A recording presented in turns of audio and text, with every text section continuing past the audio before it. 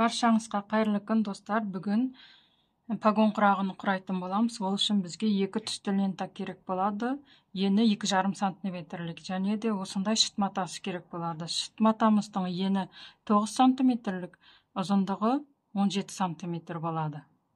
Ал енді бірінші тігіп бастаймыз. Біз күлгін түстен бастайтын боламыз. Күлгін түсіміздің ең бірінші түгіні жоғары қаратамыз. Мына жағынан тігіп бастаймыз.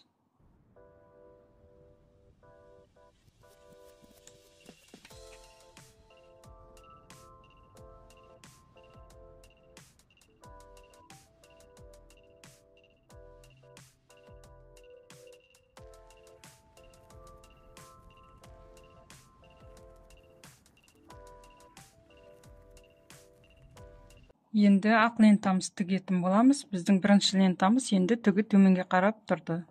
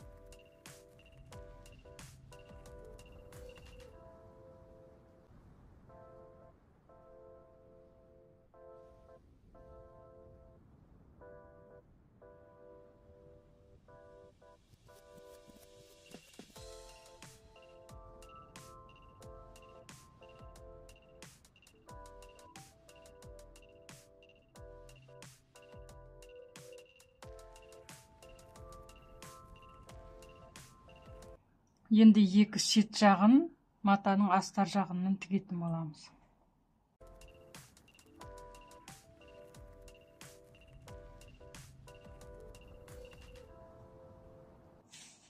Міне біздің құрағымыз 7 сантиметр шықты. Енді артық жерін алып тастайтын боламыз.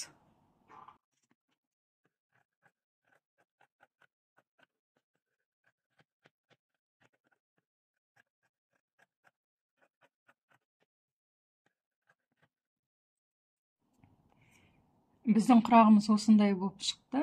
Тігіп көріңіздер.